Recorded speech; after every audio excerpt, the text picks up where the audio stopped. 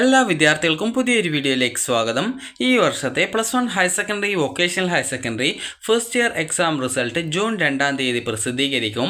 അപ്പോൾ വിദ്യാർത്ഥികൾക്ക് നിങ്ങളുടെ +1ൻ്റെ പരീക്ഷാഫലം വന്ന ശേഷം പ്രതീക്ഷിച്ച മാർക്ക് ലഭിച്ചിട്ടില്ല, അല്ലെങ്കിൽ നിങ്ങൾക്ക് നല്ലൊരു മാർക്ക് ലഭിക്കുമെന്ന് പ്രതീക്ഷയുണ്ടായിരുന്നു, അങ്ങനെയെങ്കിൽ ആ ഒരു മാർക്ക് ലഭിച്ചിട്ടില്ല, അങ്ങനെയെങ്കിൽ വിദ്യാർത്ഥികൾക്ക് റീവാലുവേഷൻ, സ്ക്രൂട്ടിനി, ഫോട്ടോ കോപ്പി എന്നിവയ്ക്കുള്ള അപേക്ഷകൾ സമർപ്പിക്കാവുന്നതാണ്.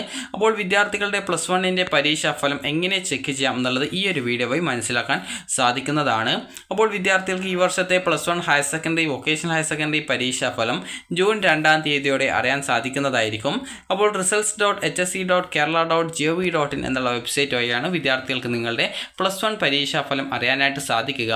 അപ്പോൾ വിദ്യാർത്ഥികൾക്ക് ഈ ഒരു results.hse.kerala.gov.in എന്നുള്ള വെബ്സൈറ്റ് ഓപ്പൺ ചെയ്ത് കഴിഞ്ഞാൽ നിങ്ങൾക്ക് കാണാൻ സാധിക്കും എക്സാംസ് എന്നുള്ള ഭാഗത്ത് HSC first year March examination 2025, അതുപോലെ VHSC first year March examinations 2025, അതുപോലെ VHSC NSQF first year March examination 2025 എന്ന് പറഞ്ഞുകൊണ്ട് കാണാൻ പറ്റും. അപ്പോൾ നിലവിൽ ആ ഒരു ഫസ്റ്റ് ഇയർ എക്സാമിനേഷൻ റിസൾട്ടിൻ്റെ, അതായത് അപ്കമിങ് റിസൾട്ടായിട്ട് ഈ ഒരു വെബ്സൈറ്റിൽ നിലവിൽ അതിൻ്റെ ലിങ്കുകളും കാര്യങ്ങളൊക്കെ വന്നിട്ടുണ്ട്.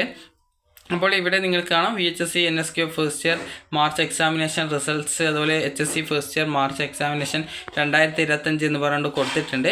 അപ്പോൾ എക്സ്പെക്റ്റഡ് ഡേറ്റ് ആയിട്ട് ഇവിടെ ഈ ഒരു ജൂൺ 2-ാം തീയതിയാണ് കൊടുത്തിട്ടുള്ളത്. അപ്പോൾ 2-ാം തീയതി വൈകുന്നേരം 3 മണിക്കാണ് വിദ്യാർത്ഥികളുടെ റിസൾട്ട് പ്രസിദ്ധീകരിക്കുക. അപ്പോൾ വിദ്യാർത്ഥികൾക്ക് ഈ ഒരു വെബ്സൈറ്റിൽ, അതായത് നിങ്ങൾക്ക് റിസൾട്ട് പ്രസിദ്ധീകരിച്ച് കഴിഞ്ഞാൽ ഇതുപോലെ നിങ്ങൾക്ക് കാണാൻ പറ്റുന്നതാണ്. അപ്പോൾ അതായത് HSC first year March examination 2025 എന്ന് പറഞ്ഞുകൊണ്ട് കാണാൻ പറ്റും.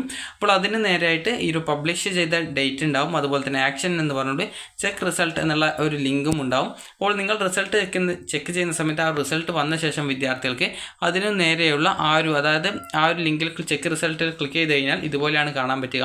ഇവിടെ നിങ്ങളുടെ രജിസ്റ്റർ നമ്പർ, അതായത് ഈ ഒരു +1ൻ്റെ രജിസ്റ്റർ നമ്പർ, അതുപോലെ തന്നെ നിങ്ങളുടെ ഡേറ്റ് ഓഫ് ബർത്ത് എന്നിവ നൽകുക. ഡേറ്റ് ഓഫ് ബർത്ത് ഇതുപോലെയാണ് സെലക്ട് ചെയ്യേണ്ടത്. അതായത് ജസ്റ്റ് അവിടെ സെലക്ട് ചെയ്യുന്ന സമയത്ത് തന്നെ നിങ്ങൾക്ക് അവിടെ സെലക്ട് ചെയ്ത് കൊടുക്കാനുള്ള ഓപ്ഷൻ ഉണ്ടാകും, നിങ്ങളുടെ ഡേറ്റ് ഓഫ് ബർത്ത് എപ്പോഴാണ് എന്നുള്ളത്.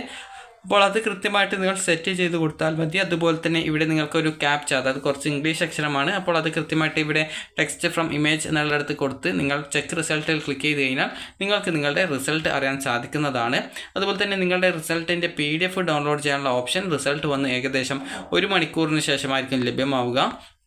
അപ്പോൾ അതിനായിട്ട് നിങ്ങൾ ചെയ്യേണ്ടത് ഇത്രമാത്രമാണ്. നിങ്ങളുടെ ആ ഒരു രജിസ്റ്റർ നമ്പറും ഡേറ്റ് ഓഫ് ബർത്തും കൊടുത്ത ശേഷം, അതായത് ഡേറ്റ് ഓഫ് ബർത്തും കൊടുത്ത ശേഷം നിങ്ങൾക്ക് ഇവിടെ ആ ഒരു ഇംഗ്ലീഷ് അക്ഷരം കാണാം കുറച്ച്. അപ്പോൾ ആ ഒരു സമയത്ത് നിങ്ങൾ ജസ്റ്റ് ഈ റിന്യൂ ബട്ടൺ ക്ലിക്ക് ചെയ്തുകൊണ്ട് അത് ചേഞ്ച് ചെയ്ത് കൊടുത്ത് പുതുതായിട്ട് വരുന്ന ആ ഒരു ലെറ്റേഴ്സ്, അതായത് ഇംഗ്ലീഷ് അക്ഷരം എന്തൊക്കെയാണ് അത് കൃത്യമായിട്ട് കൊടുത്ത ശേഷം ഡൗൺലോഡ് PDFൽ ക്ലിക്ക് ചെയ്തുകൊണ്ട് നിങ്ങൾക്ക് നിങ്ങളുടെ ആ ഒരു PDF ആയിട്ടുള്ള, അതായത് റിസൾട്ടിൻ്റെ PDF നിങ്ങൾക്ക് ഡൗൺലോഡ് ചെയ്ത് എടുക്കാനായിട്ട് സാധിക്കുന്നതാണ്.